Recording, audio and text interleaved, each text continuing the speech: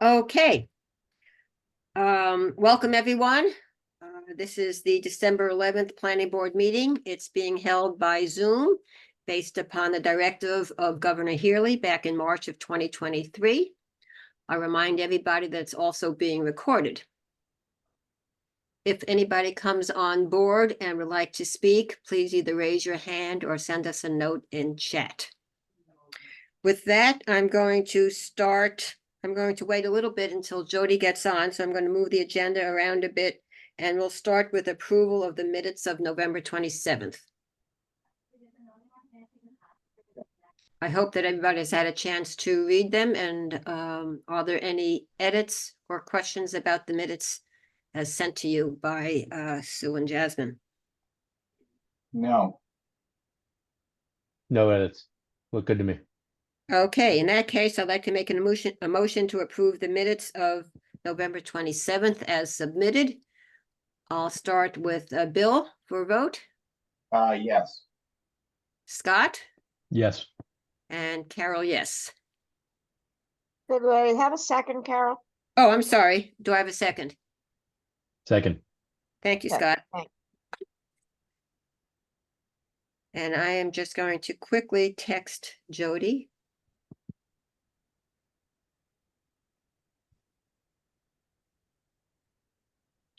Excuse me for a moment.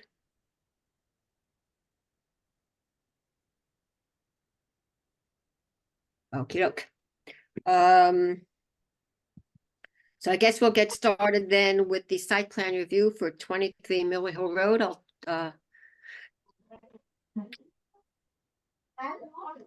So Jasmine, if you could just take that over. Absolutely. So it's owned by Philip Strauss, and the applicant is David Haboica. Apologize for the last name. They're Could you, proposing to install. Sorry.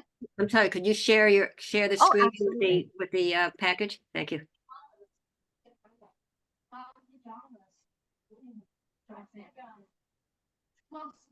Somebody has something going on in the background. I think that's me. Hear it? I'm sorry. Okay. They're in the other room. Okay. They're just traveling. Their voices are carrying. I'm sorry. Okay. So they're proposing to install an 18 by 36 concrete pool with one Hayward LED light inside the pool. So no light will be installed externally, and the pool will be installed at ground level. The property will essentially look the same as it does for the road. The planning board application. Oh, here's Jody. Sorry. Do you want me to wait for her for a second? Yes, please.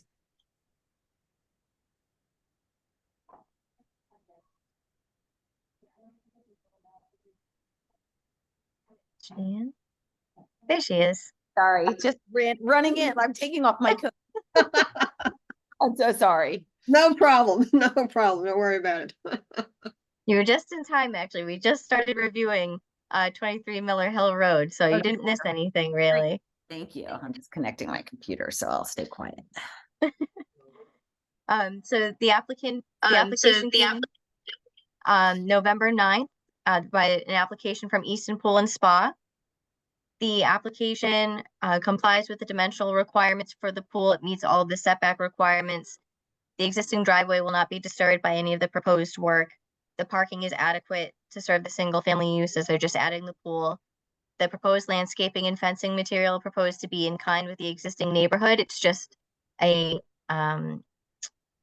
coated chain link fence, a metal coated, I forget what that's called, I'm sorry. Do you know what I'm talking about? The metal coating that they have on them, so it's not. You mean like the black plastic or? Yes. Mhm. Yes.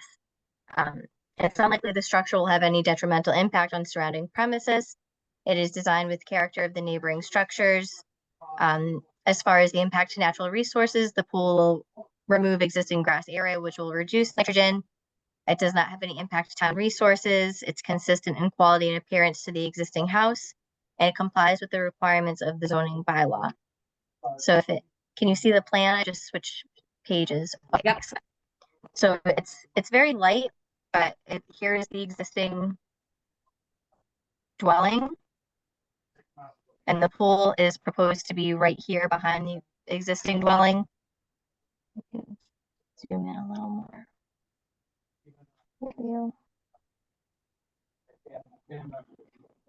So it's obviously very far from the neighboring setback, over 85 feet. It's 34.5 feet from the existing porch of the existing home. This line around the pool is the proposed fenced area. This is just going to be some concrete walkway. It's not going to be stamped. It's just going to be the normal square concrete walkway. And then the existing pool that has stairs coming into it. So there's no irregular shape to the pool at all. And it's very far. Here's the septic located on the site, so it doesn't disrupt that. And here's the existing well. Okay, is there anybody from the applicant here tonight? No one in the waiting room? Okay, any questions or comments by planning board members? I don't think so. You showed us the well, because we've Yeah, talked. here's the well. I was curious, this is just a question. What do you mean when you say, in terms of impacts to nature, the nitrogen of the grass? Like less grass is good? Less grass is actually better for your septic system and for surrounding bodies of water, because the more nitrogen there are in your bodies of water, the more things like Phragmites and things like that are encouraged to grow and actually choke up the waterways. Wow. It's one of those environmental inconsistencies. I saw that in your write-up earlier today when I was looking at it, and I was like, wow, that's a new fact for me. Yeah, for instance, on the Cape, a lot of the towns are considering banning lawn. that requires a fertilizer. So they're thinking about banning grass, banning grass because you use fertilizers on it that have nitrogen, and permitting clover, for instance, which is a natural green covering that doesn't require fertilizer.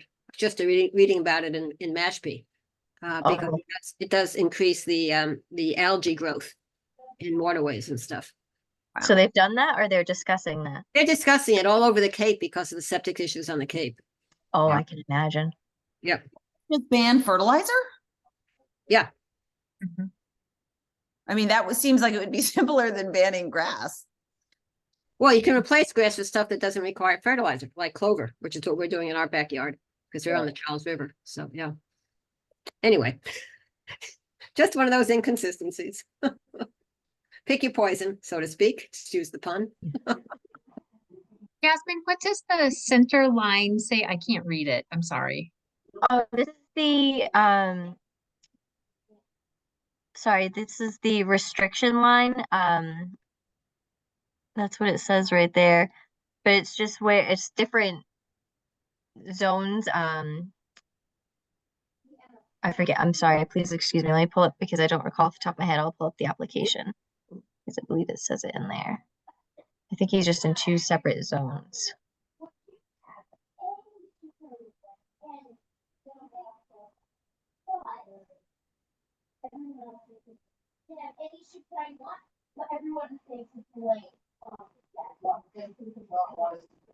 And then are there additional buildings behind the pool? I can't quite figure out what.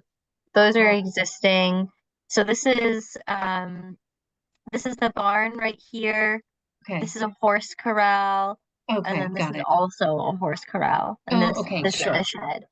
Okay, got it. Thank you.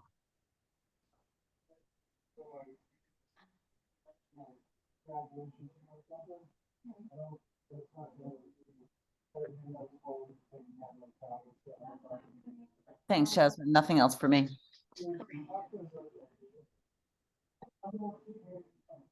Anything from you, Scott?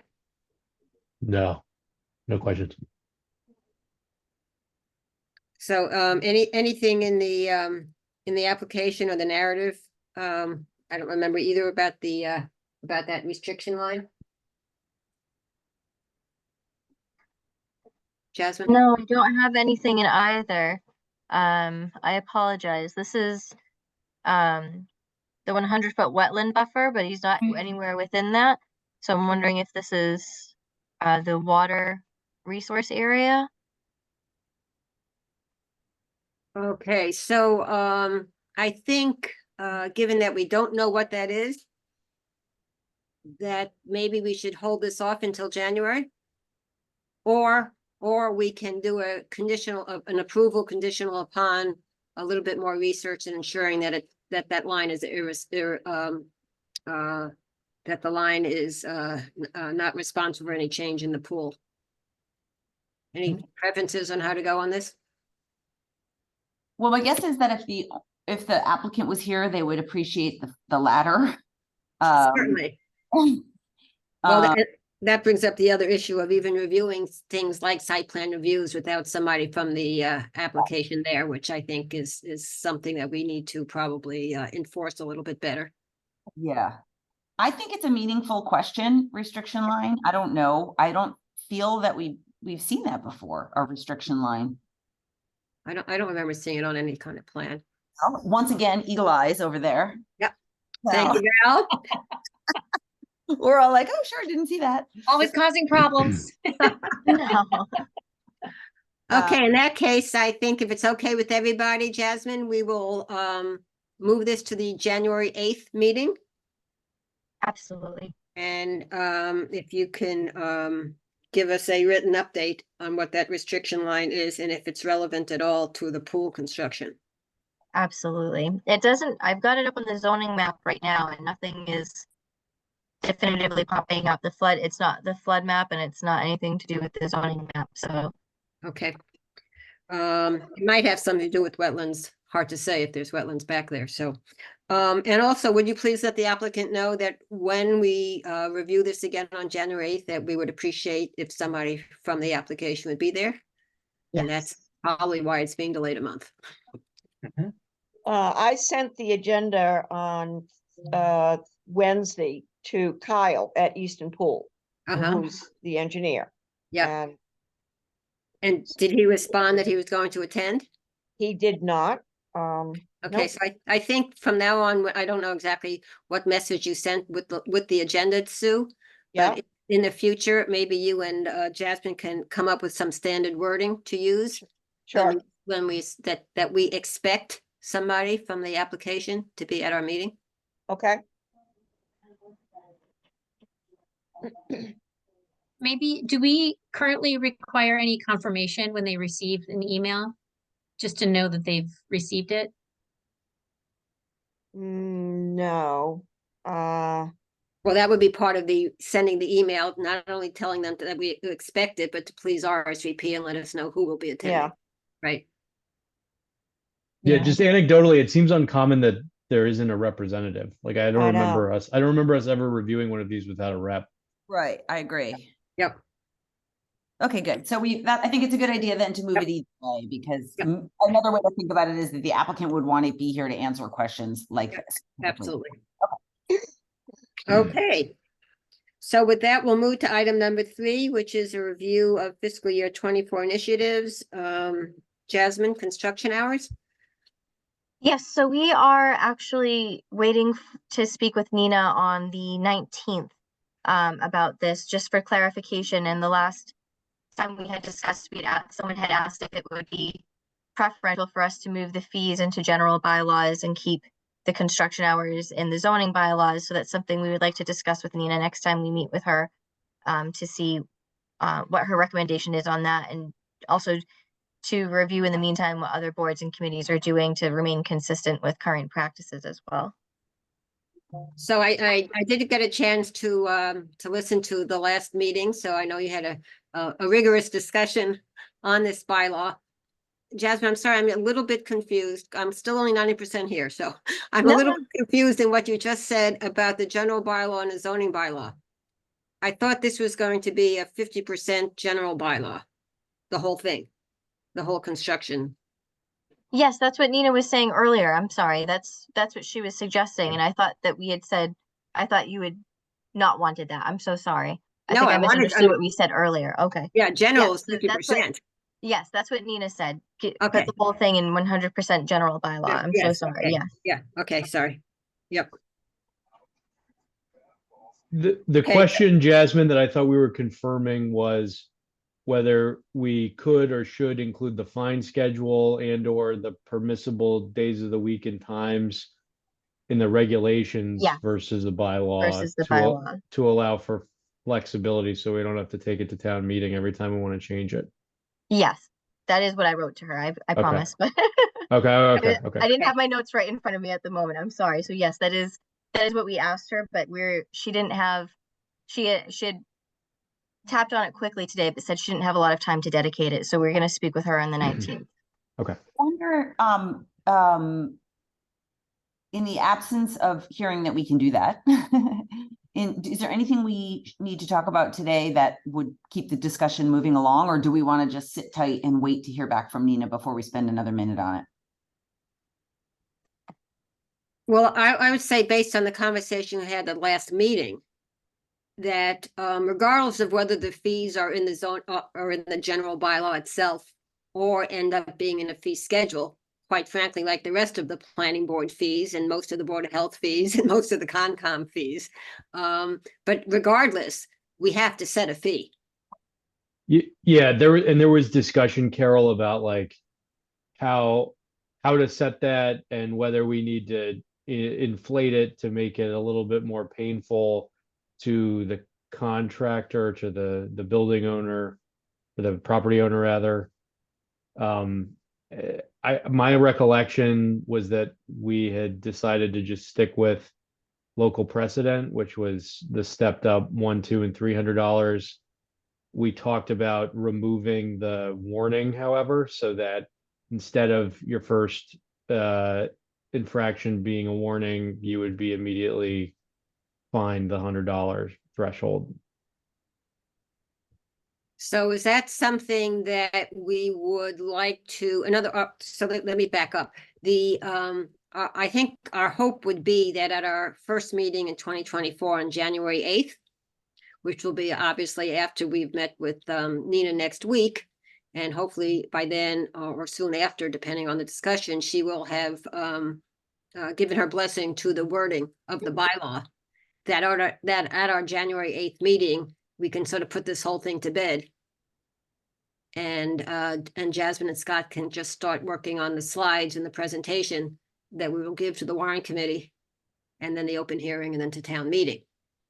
So if that's a timeline like we'd like to meet, so we can move on to other things in January, then I think we do need to vote and decide on the fees, whether they show up in the general bylaw or in the fee schedule, in the regulation. Does that sound about right for everybody?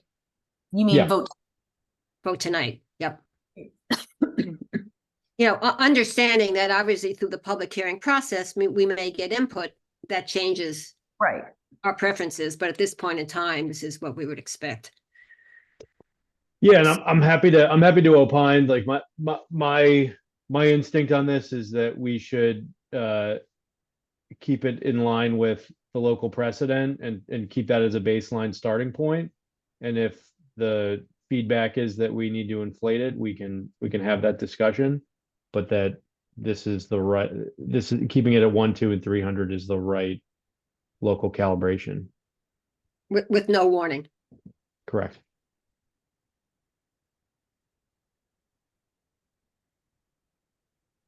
Anybody else want to opine? Well, one of the things we talked about was that they were maybe potentially artificially low because all these towns did these years ago and everybody just kind of keeps going in the same circle. And I guess from my perspective, I do think they're low, but I'm fine voting yes for them, especially if they go in the regulation, because I think that then gives us the flexibility we want. And I guess if we get denied on that front by Nina as a possibility, and we have to live with the 100, 200, and 300, then we have a bylaw that is better than nothing and gives us a starting point and something we can continue to work on if it continues to be a problem. That would be my perspective on it. Yeah, and then just in response to that, for what it's worth, the only time-stamped bylaw that I have is Westwood, and that was it was 2010. So it does seem stale. My Yeah, my preference though, just to try to get something passed would be to keep it in line with everybody else's so that we can point to that precedent. And then if the data shows that it's just completely ineffective and no one cares, then we can decide, one, that we want to increase it, and two, what the appropriate increase actually is. I like, the thing is, like, I candidly, like, I just have no idea. To me, it's arbitrary. Like, it would be arbitrary. I don't know, like, how much would be enough.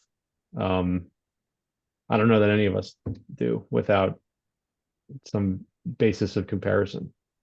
Yeah, I remember the same discussion when the Board of Selectmen 2 years ago was discussing the penalty fees for watering during a drought emergency.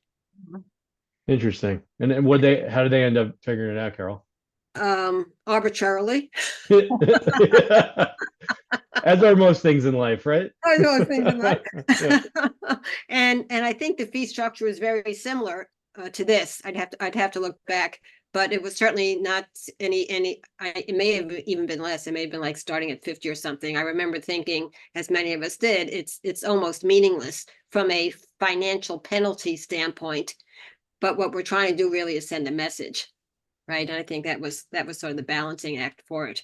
So I would say that to the point of not getting wrapped around the dollars right now in order to get something passed, that we can also take a look at, and Scott, you might want to, or Jasmine, you might want to take a look at what the fee schedule is for the drought emergency, because if it's similar, then it's also consistent with the town in the last couple of years. Anybody else have any comments? If not, Scott, would you like to make a motion that we can vote on? And would you excuse me for just a second? My dog is barking at the door. Hold on, please. Okay. I'm looking for that fee structure while we're on here, Jasmine. I just Googled it. Here it is. First violation, written warning. Second, 50. Every violation thereafter, 200. Is that for the watering one, Scott? Yeah. I'm sorry, sorry, I missed that. Carol, the first Yeah. violation is a written warning, the second is 50, and then every violation thereafter is 200. Okay, so we're a little bit more aggressive. That's fine. I like that. Yeah. So it's within the bread box, so to speak. Yeah, it's in the same Yeah. realm. Yeah.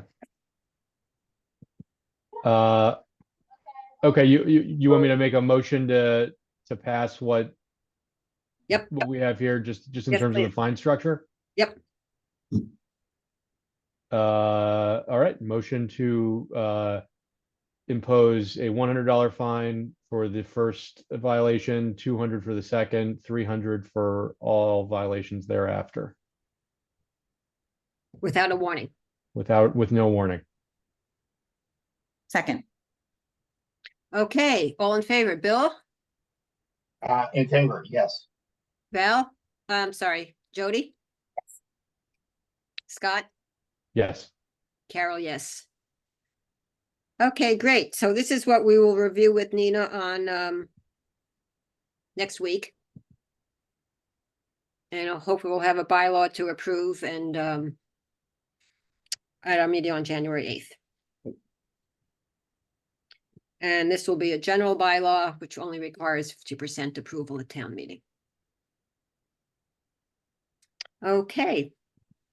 Let's see, town planner updates. Jody. I'm sorry.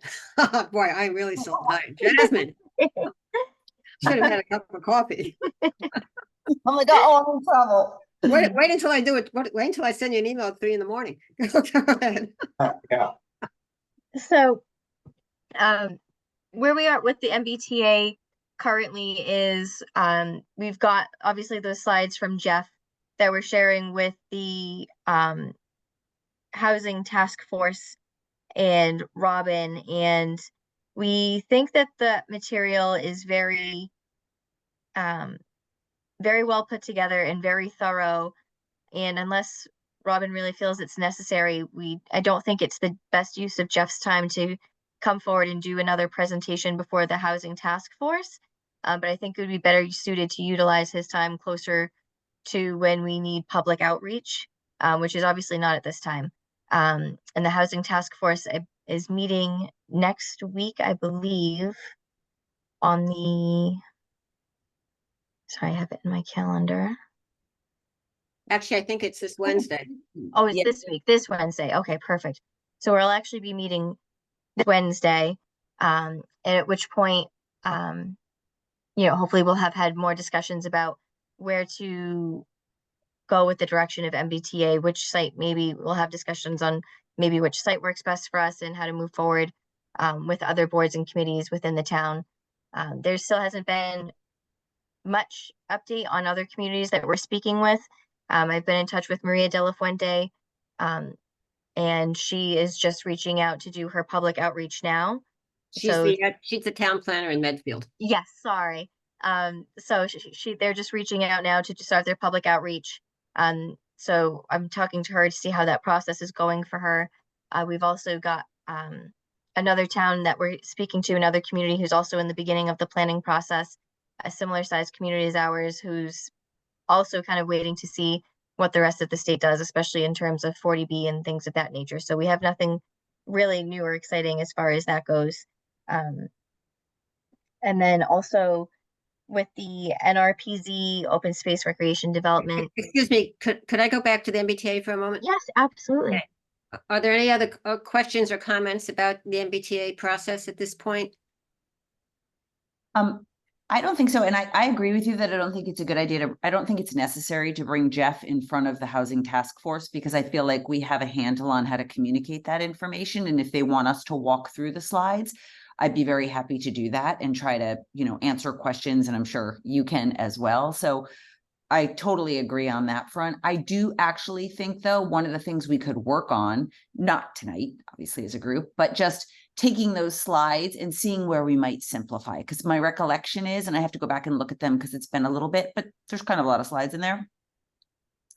And so that'll be something that we can think about, Jasmine, together, if and when we get to the point, that we're going to have an open hearing about it or further discussions. I think we're just going to need to tighten those up. Absolutely. Absolutely. So I'd like to discuss the timeline a little bit. I'm a little bit concerned. Medfield just beginning their process because they have to have something done by December of 2024. Of course, we have to have something done by December of 2025. We have a consultant who is paid for by the state. And it's not clear to me that once his contract expires on March 31st, 3 months from now, that we would have the opportunity between then and December of 2025 to get another state-funded consultant. Mm-hmm. So perhaps we need to double check that, but I would doubt it. So he has identified, I think, 4 different properties, looked at 4 different properties. Mhm. Yeah, 4, right? Yes. So, there are 2 pieces to the MBTA Act implementation. One is recommending an overlay district. And the other one is developing the architectural and design regulations to go within that district, wherever it might be. And in a way, the site identification is difficult if you don't have access to the algorithm. And that's, one of the big benefits of using Jeff on this. But another benefit is to help develop those regulations. And I don't see development of the regulations as being particularly time sensitive, meaning we could take advantage of him for the next 3 months. Yeah, I agree. I mean, I guess from my perspective, because you've mentioned that a few times, Carol, and I do know that we spoke with Jeff about that. We asked him, does he have the capacity to do that? I didn't feel like he was like a 100%. That's his sweet spot, but he didn't also say no. Mm-hmm. And I'm wondering if maybe a place to start on that is to certainly, yes, take advantage of him for the next 3 weeks. 3 months, to the extent that we can maximize that. But also, where could we find draft regulations that we could use as like a guide? Are we starting from literally scratch? I'm that our other building requirements will apply in this district. Well, exactly. I mean, that's right. I don't think we are starting from scratch. Yeah. In other words, we have lot coverage specs right now. We have dimensional setbacks. We have height restrictions right now. But lot And coverage would go out the window because we're talking about more dense. but Yeah. not necessarily the setbacks Right, good point. and the Yep. lot coverage and the height. Right? It's dense because they're connected housings and so forth. Right. So I think, but again, I don't know if that's right or wrong. So Right. why not, I would ask you guys to really work with Jeff in a concentrated way between now and the end of March and get everything we can out of him and his experience, okay, in developing the other piece of the MBTA Act, which is the regulations that would apply to the overlay district. Yeah, and truthfully, it would be really helpful if we understood from a housing task force perspective, if we're even going to go down this road, because that doesn't feel like a small task. And so I'm sure we can do it, but I think it's further reinforcement why it would be really awesome to get some clarity from the select board on this topic. Are you referring to the conversations that the board has had about not Yes. adhering to this? Okay, well, I think unfortunately, or fortunately, unfortunately with Bob Springett's demise, that I think that may become a moot issue. Okay. So I think we should assume at this point in time that the board will support the requirements of the MBTA Communities Act. Okay. So let's spend the next 90 days with Jeff doing everything we can to get these regulations put together.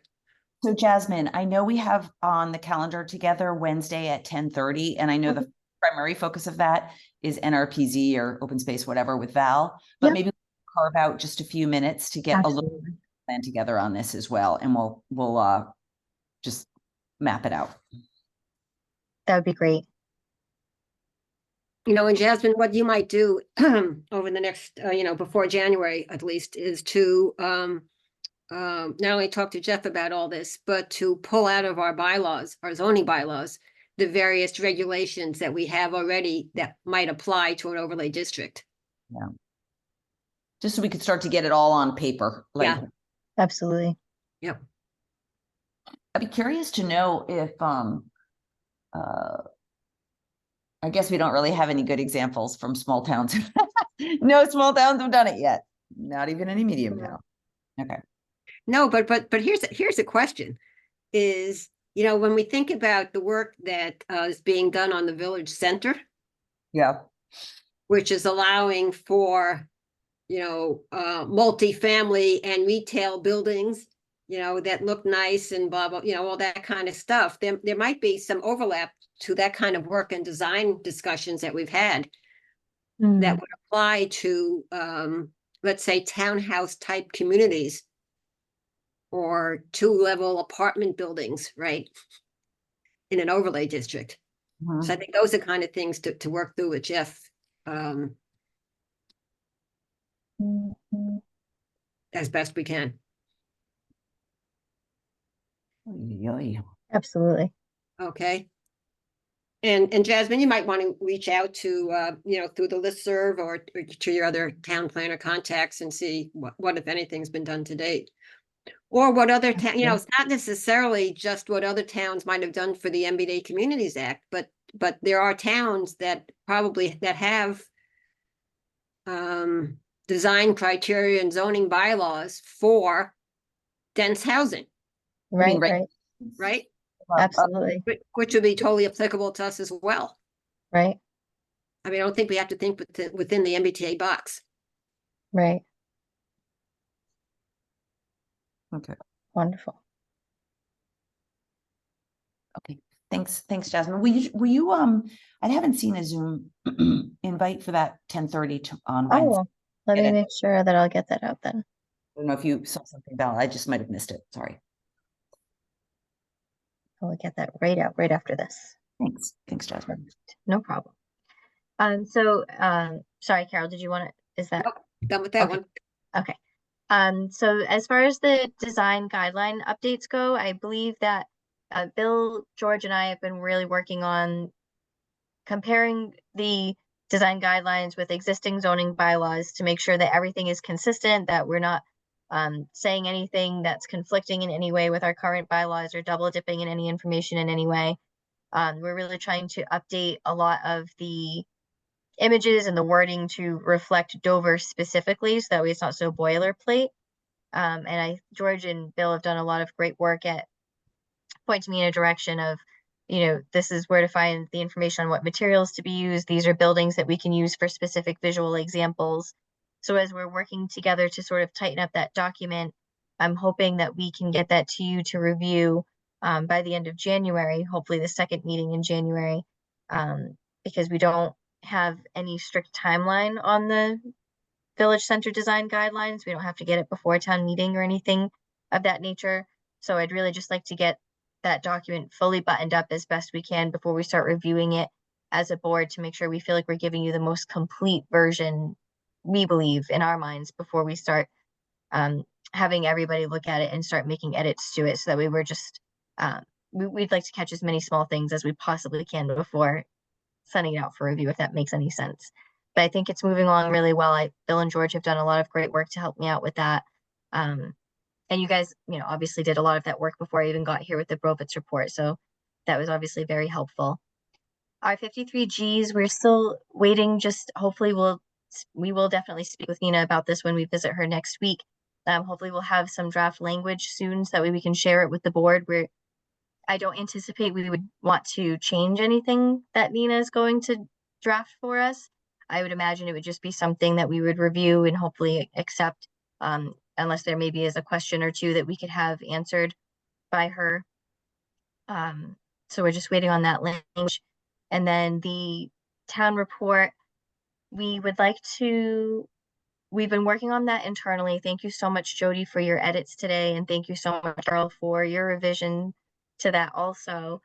So we're working on that, and we'll have that by the January 8th meeting for the board to review, so we can submit it to the Board of Selectmen by January 12th. So that way we, forgive me, Carol, off the top of my head, you don't need to sign that, do you? I don't have to sign it, but the board has to No, vote to approve it. vote, So yes. we'll get it out to you, probably after the first of the year, Jasmine and Sue, just to arrange to do that. Give you plenty of time to look at it before the January 8th meeting, and then we'll plan on voting on it on January 8th. While I'm thinking of that, there's a format that the town report committee uses.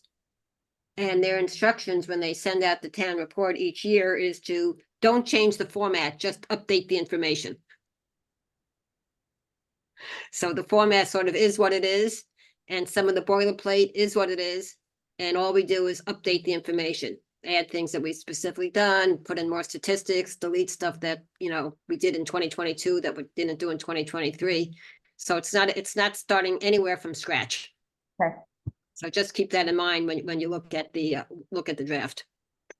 Jasmine, there were a couple of typos. You probably, if other people provided, did you get those typos that were on the document? On the town report? Yeah.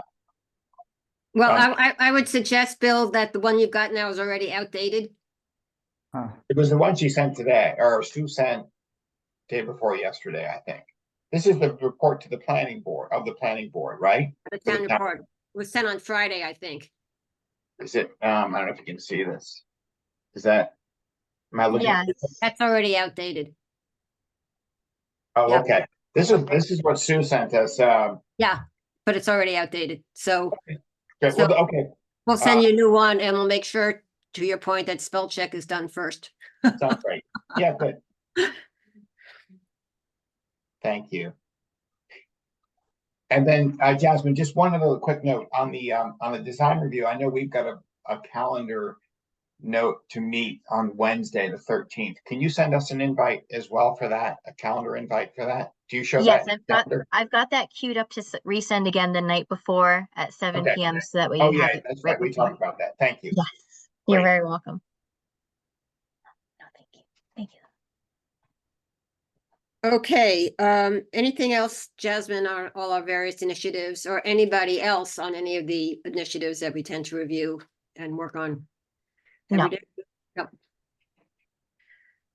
Okay, so, Sue had sent out back in, November, a list of, suggested meeting dates for 2024. And we're going to go ahead and publish those, and then we'll just change them as required. I'm asking, Sue and Jasmine to send those out to you as an evite, so they can be easily added to your calendars, instead of having to do it manually the old-fashioned way. A couple of things, though, that we have to address. One is that currently the list shows a meeting on April 8th, and then another one not until May 6th, which is town meeting. Hmm. And- Carol, really? Because Oh, I'm the one- sorry. I take it back. I take it back. Sorry. Okay. April 22nd. I see it. Sorry. Yep. okay, Okay, ignore that.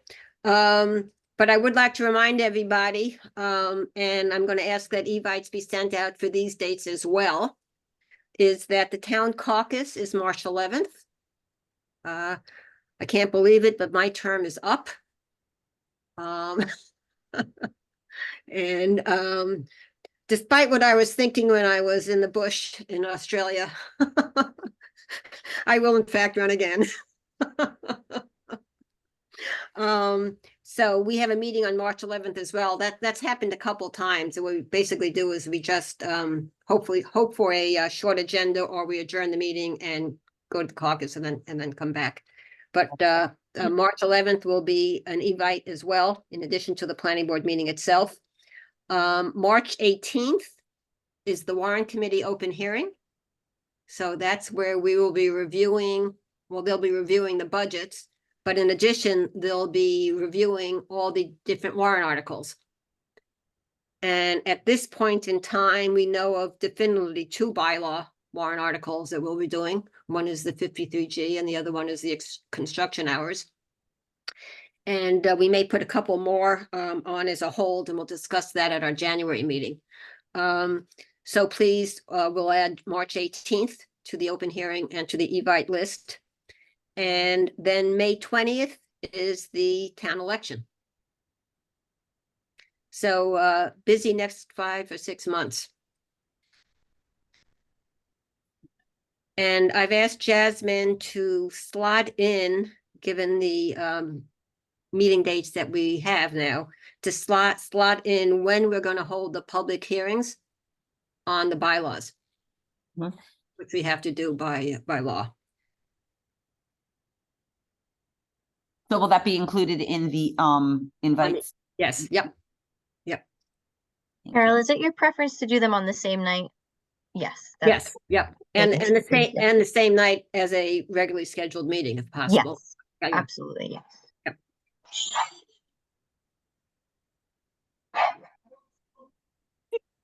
So that's it on the calendar. Let's see, item number 5 is signatures for registry of deeds. Yes, so this is something that, so Jody, at our last meeting, and you had asked me how many signatories we needed for the A&R, and that led me to search for this form from the registry that has a list of all the signatories of who's authorized to sign plans, and come to find out we didn't have one on file with the registry. It's just a simple form. It's something that you should fill out once a year. What we do is we just print your names on one line and have everybody sign the second line. So that way we have your exact signatures on file with the registry, and it actually says this many people are approved to sign a site plan review, this many people are approved to sign an A&R, and it just allows the registry to sort of check the signatures on the plans that are coming in.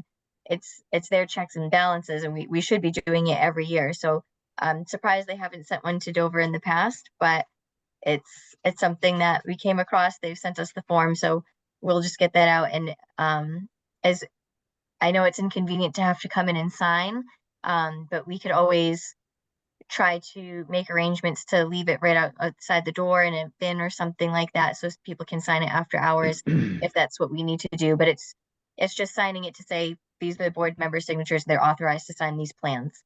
Sounds good. So, Hey Jasmine, Yes. just really quick, we had talked at some point about potentially using DocuSign or some like equivalent technology to just try to expedite. Is that permissible, or is that something that we could explore That- further? that's going to be, that has to be a townwide decision with townwide Ah, got it. Okay. related to Say that no more. technology, yeah. We'll add it to Jasmine, the wish list. yeah, exactly. Page 57. Um, will that form be ready to be signed like tomorrow? Yes, absolutely. Sue, we have that form already, correct? Yes, it's all Yes. already, yep. Okay, so guys, the office is open Monday, Tuesday, Wednesday, Thursday, so as people can get in this week and next, it would be appreciated. Got it. And then usually each year around May or June, they'll send out a new form. We'll re-sign it, redate it, and send it back in. Now that we have it on file, it will probably be something that comes every year. So it usually happens right after elections, which makes sense. Oh, So, of course, right. yeah. Yep. Okay, Jasmine, do you have anything else before I go to a couple of little updates? Just that we may potentially have a small plan on the next meeting for A&R for a property that's either abutting or in some way impacting Hale. I haven't seen anything on it yet, but someone reached out to ask us about it, so I'm anticipating that will be on the January 8th hearing, but that's the only new news I have. Okay, well, speaking of Hale then, I'll just do a quick, there was an announcement made today by Hale Education that Eric Arnold, who's currently the general manager of Hale and who has been very involved with the whole process with Dover and Westwood, as far as the CR on the property, will be retiring from that job in August of 2024. So, I'm sure he will be working diligently to try to complete this major project if it's before that, but in case you hear about it in the community, he will be leaving in August, and the two members of the board will be acting until they fill that position. And they say they're going to be doing a nationwide search for a new general manager. Any questions about Hale? Okay. As you all know, Bob Springett passed away a couple weeks ago, and last week, I guess it was, while I was away. There is a memorial service for him at 3 o'clock on Friday at the Dover Church, if any of you would like to attend. A big loss to the town, huge loss to the town. And Bob and I started working together 20 years ago, and when he joined Capital Budget, and he was on the school committee before that. And though we may have different philosophies, it was a pleasure working with him, and he had only the best interest of the town at heart. And it was amazing to me to find out when I got back that he actually chaired a selectmen's meeting 4 days before he passed, which I guess shows a tremendous commitment to the town and what he was doing as chair of the board. So he will. What was his death? Excuse me? How did he die? Was it a heart attack or was it? No, he'd been sick for quite some time. Abby? Cancer. Hmm. Yep. So, yeah, bad. sort of lost track of time, maybe 12 months ago or so. Yeah. Yep. So the selectmen tonight, earlier this evening, voted to discuss at their January or at their next meeting. I'm not sure if they have another one in December or not. And make a decision on what they're going to do about filling that position. If it was very close to the May election, then they might wait. But it's 5 months away, and there's lots of important stuff going on with the board right now, and lots of decisions to be made. So they can hold a special election, and folks can run for selectmen. They will then have to run again at the May 2024 town election. So those are the options: special election or wait. Right, exactly. Appointments. No, you can't, no, you cannot appoint. Yeah, we had a similar situation when I was on the Board of Selectmen with Joe Melican, who had to resign for health reasons at the time. So, but it was closer, so we didn't have a special town election. So, they'll make a decision, I think, probably at the next meeting from what they said this evening at around 6:30. And, they also, decided as we had done when Joe had left the board. So Robin will take over as chair for half the remaining time. And then John Jeffries, who's scheduled to become chair after the May election anyway, will just start his term as chair a little bit early and take over for the second half of the remaining time. So sometime in March, John will take over as chair. And right now Robin will be chair until March. So that's the situation with the selectmen. Ja- Yeah. May I just ask something? Jasmine, thank you for sending the obituary. I took a few minutes and read it and thought it was really well done. Out of curiosity, have they considered honoring him at the new community center? Oh, thank you for bringing that up. So, the family had been in discussion, before Bob passed with, creating a mechanism for folks to donate in his memory to the community center and for probably a specific project, at the community center. Yeah. Which is why I think in the obit it talks about, so a Friends of the Community Center, which had not been established before, was specifically established in the last 60 days. In order to fulfill the family's request and Bob's request. So that's why you see that mention in the obituary. Yep. So depending on exactly which project they go with and so forth, there'll be probably a plaque or some type of recognition within the project. That's very nice. Yeah. Thanks, Carol. Trout Brook, 40B. So, there was a meeting, last week, I guess, while I was away, and, the ZBA is continuing with the review of the project and, will not be making a preliminary decision, based on the scatter lot 40B issue. So Alan Fryer has decided to look at it in a very holistic way, to have the scatter lot 40B issue be part of their whole discussion and be part of the ultimate vote on whether they accept the application or not for the permit. So, those meetings are continuing. There's one, I think, and maybe late December, early January is the next one. So they're just continuing with all the issues that have come up. There was supposed to be a site visit. Is it this week, Jasmine, or today, or I can't remember what they said, but. Yes, it was today. It was very wet. Oh, was it held this morning or this afternoon? This morning. Oh, it was wet. Yes. So I suggested the waiters. Did you need them? Or did the boots suffice? I had some good boots actually. So that it was pretty quiet. Discussion was at a minimal because they did not post the site walk.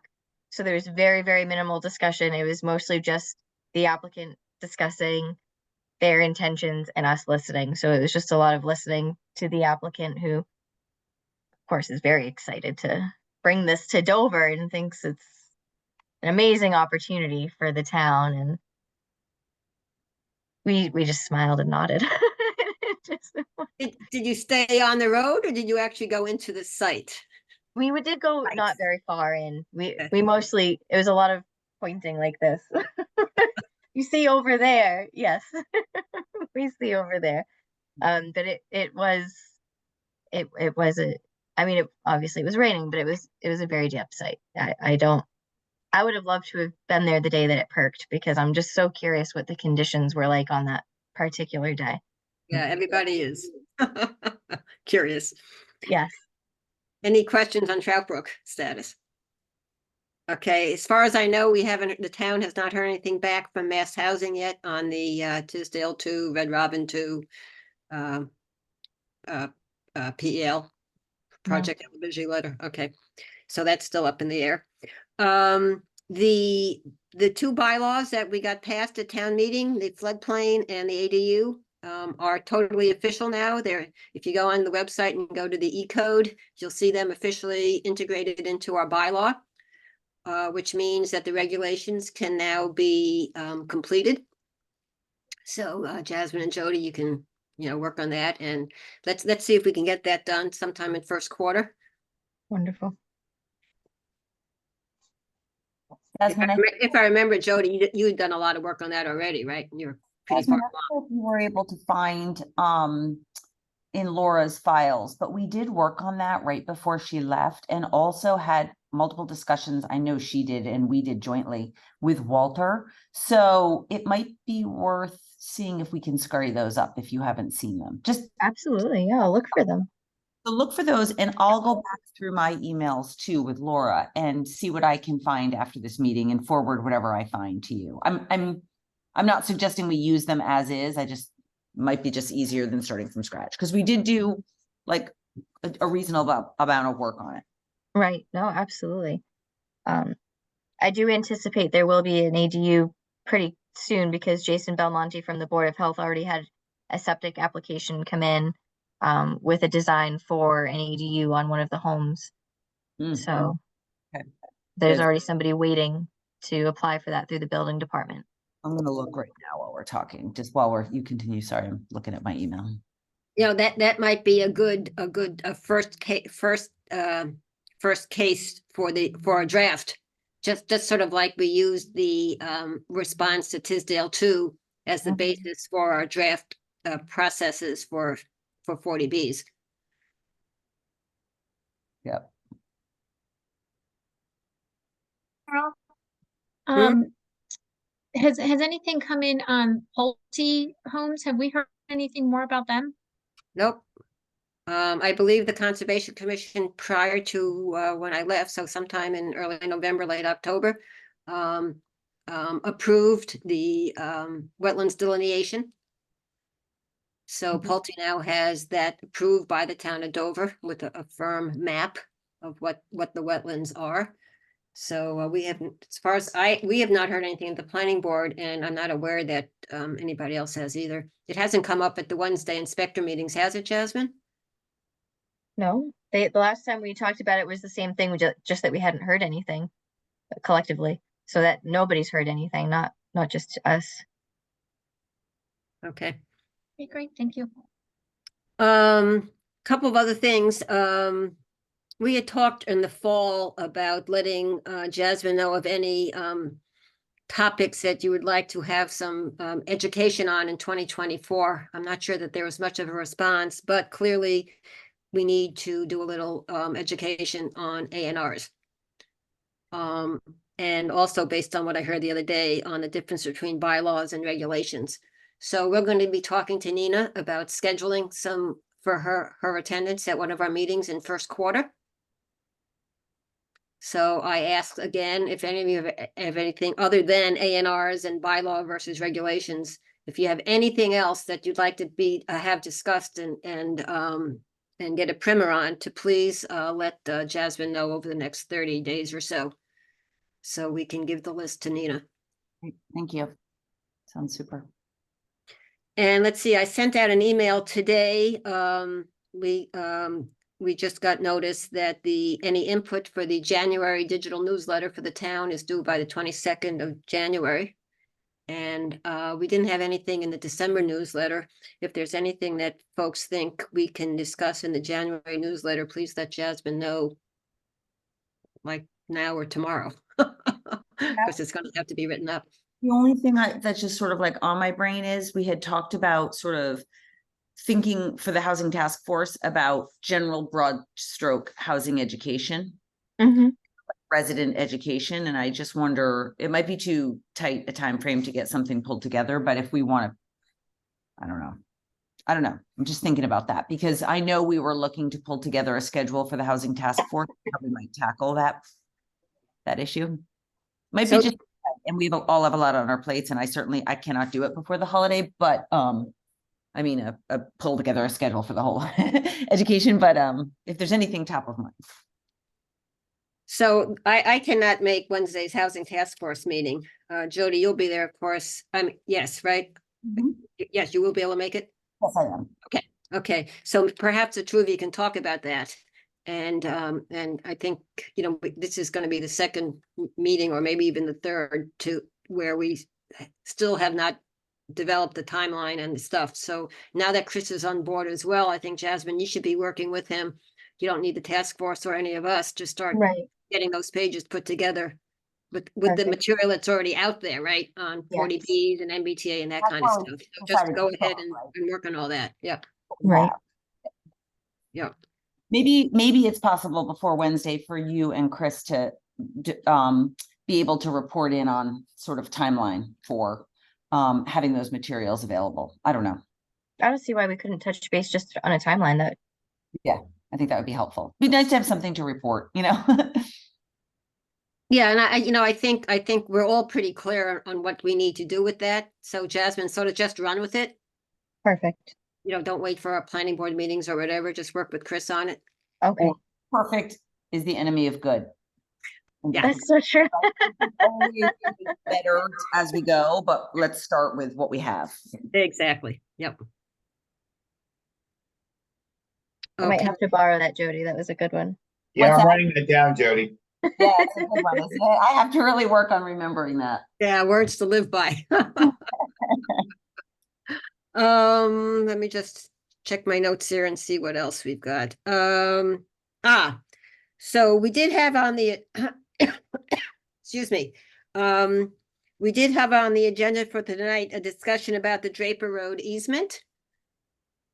We have moved that to next year.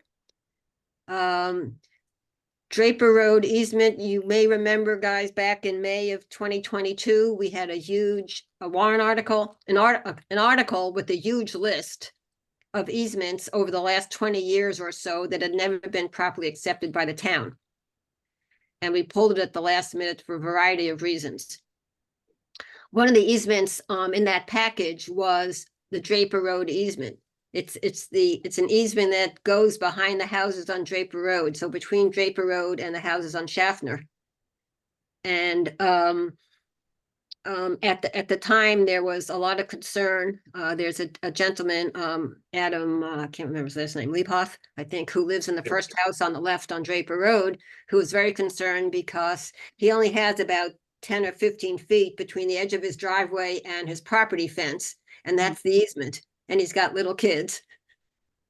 And when I had asked Courtney whether we had any problems for town meeting with people objecting to the easements, the response was no.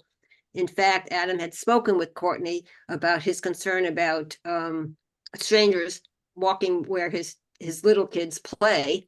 And her response was, we'll have him call the police then, which isn't a response. It's one of the reasons we pulled the article. And I've talked to Adam on and off over the last year and a half. Just hasn't been on our radar because we've got other things going on. It appears that Adam wants to, and some of the other neighbors want to address this whole issue. So Vinnie O'Brien of our local law firm sent an email to the planning board regarding the easement. So I did update Jasmine and gave her all the material that I had in my folders relative to the May 22nd article and Draper Road specifically. I've asked her to look into it a little more, research it, go walk it, which is impossible to do because it's totally overgrown. It's never, ever been used. And now that Draper Road is built, it's sort of irrelevant. But because it was never accepted, should the planning board decide to cancel the easement, we can do that from a planning board standpoint. We don't have to go to town meeting. Oh. So Jasmine will, when she's ready, January or February, when she's got the whole package put together, make a recommendation to us specifically on Draper Road. But I ask you all to start thinking philosophically as well, because there's a philosophical issue that when a town either owns land or has issued easements over the years and decades, that one should never give them up because you never know. It's just a land use policy philosophy. And so that's the counterbalance to the reality that there's an easement that has never ever been used, that no one really knows about, and that is really doesn't serve any purpose anymore. So those are the two sides to the coin. So what happens if we give up the easement is that the land just reverts to the property owner's ownership with no easement on it. That's just right. So new deeds would be filed with the registry that remove the easement from the deed. And so another way to think about it just philosophically is, what are the criteria that we would use to evaluate this, not just for this property, but for others? Because certainly once we do it once, we're going to get Right. done. So we have, I don't think any of us on the board have approved a subdivision that's had an easement in it, because we just haven't been doing subdivisions. So those go back, but I would say, and maybe it's appropriate, I think at the time when we have this as an agenda item, to maybe bring Amy Mood in from Open Space as well, because she was very involved with Courtney in going through all those easements that were put together for the 2022 town meeting. It's a way to the quickest answer. It's a way to ensure that the trail system the extensive trail system that's in Dover is maintained, and that access and connections with among trails is maintained. I'm saying, what would be the criteria that we would use to lift an easement? I don't think we ever have. Right. Okay. That's all. Yeah. So I'm sorry. Yeah. What that would be, so that we have something in our hip pocket. Right. We may not even need to. So sorry, Yeah. Probably the opposite of why we would do them. So we do them to maintain trails and connections and stuff like that, right? Yes. So it's a slippery slope, very slippery slope. Yeah. Get through the door. Exactly. So not easy, and that's why we haven't addressed it since May of 2022. Okay. Nor have we been pushed to do it, but now it appears that we're being pushed a little bit to do it. Though Vinny recognizes that there's no, it's not time sensitive, but it's something that the Draper folks want to address. One thing that would be super helpful, Jasmine, when you do bring it back to us after you've had a chance to read the materials, would just be to provide us again, and I'm sorry to ask you to do this, but with the comprehensive list that we were bringing to town meeting in that May meeting, and we pulled. Just That's because very easy. Yes, Courtney already did that, so it'll be a good refresher. So I'll absolutely we can see include that. what the slippery slope could entail. Yeah, I did send Jasmine from my files the PowerPoint presentation that we were all ready to give at the town meeting and all. So that's got everything there, plus some other things. We had Nina reviewed a couple of things as well. So and the letters from the Draper residents at the time and everything. So she's got all that material, to your point. Thank you. And Jasmine, you have the maps, right? Showing all the easements for Draper Road, because I feel like yes. Yeah. It's all part of the PowerPoints. Each PowerPoint page for an easement had a map. Yeah, because I feel like for some reason, and I might be wrong, that I remember seeing the Draper Road easement connecting to the Tisdale easement. So Is that yeah, correct? so yes, that's outside. We could maintain that. So at the back of Tisdale 1, the current Tisdale development, right next to the playground that's in the back there's a spur of about, I don't know, maybe 50 or 100 feet that goes down a little hill with a trail that looks more like a deer trail, but it's a trail nevertheless, directly to Draper Road. And that would stay. That doesn't have anything to so the issue I think at hand is the part that is parallel to Draper Road. Okay. to Versus Draper. Got it. perpendicular Okay. to Draper Road. Yep. Thank you.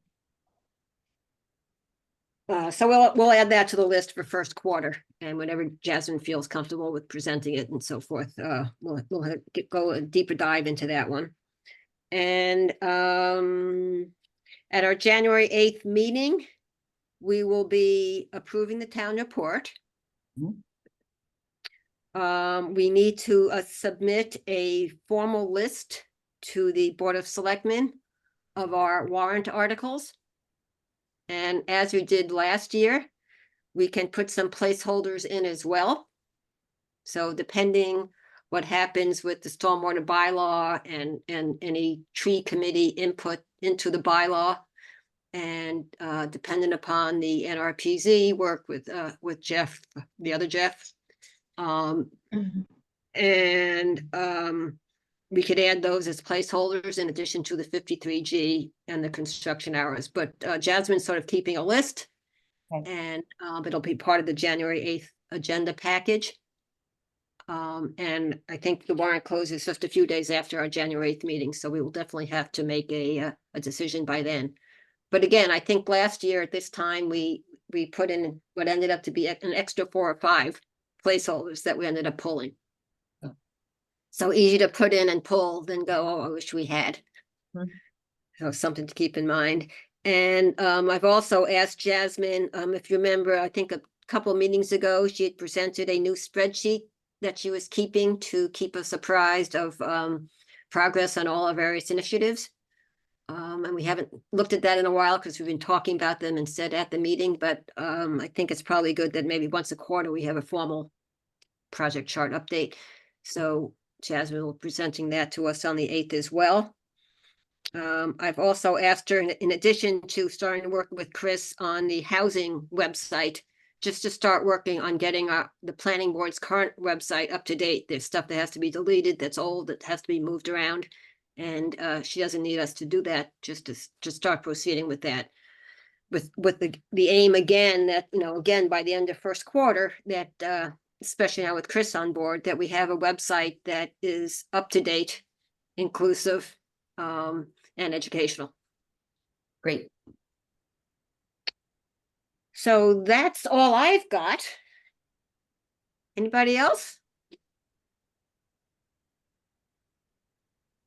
Okay, well, in that case, happy holidays, Merry Christmas, happy few days left of Hanukkah. I've already given Sue at her request my chicken soup recipe. If anybody wants it, let me know. I'm gonna Scott, give it a shot, Carol. Scott informed us that he doesn't do the chicken soup in his house. He does the potato latkes, so you could talk to Scott if you want potato pancakes. But I'll Let take me that. know. have a wonderful Christmas and a very, very happy New Year. Safe travels for those that are traveling, and enjoy your family, because I'm sure all of you will be around family. And let's hope for some good weather. Yes. However one defines that. Snow for skiers and no snow for travelers. And please keep in touch with Jasmine until our next meeting, which is almost a month away. And because she's going to be doing an awful lot of work. So I know you've got meetings scheduled and so forth. And we'll see you on January 8th. Sounds great.